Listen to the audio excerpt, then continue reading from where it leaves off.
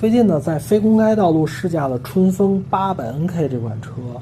由于是非公开道路呢，所以就能试到一些比较极限的工况，也有一些比较有意思的点可以和小伙伴们分享一下。我相信大家看到这个视频一定是被它的定价所吸引了。确实啊，不到5万块钱买100马力这个事儿很吸引人的。但是800NK 能给你的绝对不只是这些，因为摩托车也是一个系统性的工程。就比如说整备质量186千克，它给你的是前后 KYB 多段可调的减震器，还有这个320毫米的前双碟辐射式卡钳，这些东西都是摩托车里边的硬通货。同样以5万块钱为例啊，如果我们去买一个大跑车，以我骑过的车来说，390 Duke 和忍者400，但他们的马力也就不到春风800NK的一半。至于像春风800NK高配上有的这个转向阻尼拉杆，不好意思，你得自己改。电子快排，不好意思，你得自己改。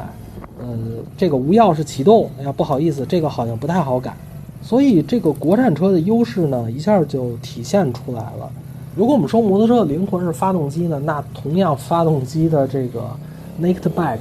790 Duke 它得卖到89800块，这个将近一下贵了快1倍了。这个我相信大多数人是不会把它和790 Duke 做直接对比的。我看车呢比较喜欢看细节，因为细节往往能体现出一个车厂造车的诚意和他对这款产品的认真程度。800NK 我们先从看得见的细节说起来啊，这个车的板件的光泽度，还有它的这个接缝的均匀程度都是非常好的，维持了春风一贯的这种大厂的水准。然后是看不见的细节，因为大家只能看到这辆黑色的试驾车，没有看到白色的。这个黑车和白车，它们的轮毂、脚踏铝铸件、大灯的侧边饰条、后扶手都是不一样的。这个工作量足以是其他车厂做4到6个配色的工作量，而不是简单的只有车身油箱的那几块饰板的颜色区别。所以春风在做这个800NK的质感这件事上是非常讲究的。摩托车也是个系统性工程，光有台好的发动机是没有用的，这和汽车很相似。刚才聊那么多春风800NK发动机以外的部分，就是想告诉大家，春风在拿到了这台好的发动机之后，他们在外围自己是做了非常多的努力的。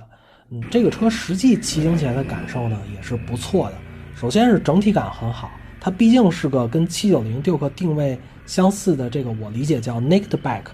这样一个街车定位啊，所以它的骑行三角并不会给人太大的压力。我也并没有使劲去压榨这个车。在这种体验情况下呢，我觉得这个车的电子快排是非常值得表扬的，它很顺。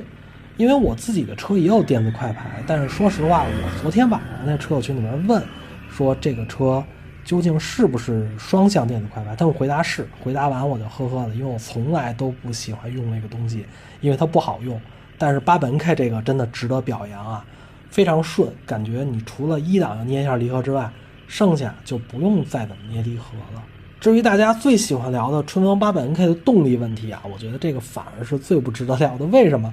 因为这个车的发动机的来源众所周知，这个车它是一个大缸径短行程的设定，这种短冲程的发动机爆发力是非常强的，所以春风给它设定了3个动力模式，注意是动力模式，不是驾驶模式，分别是雨天、街道和运动。这3个模式我都试了。雨天模式的动力呢，类似于是一台650级别的车。我一开始试驾的时候呢，忘了把这个动力模式来回切换，我用的是雨天模式，对这个车动力还有点失望。我和同行的人说这个车动力没那么猛啊，他们说你这个模式可能没改。我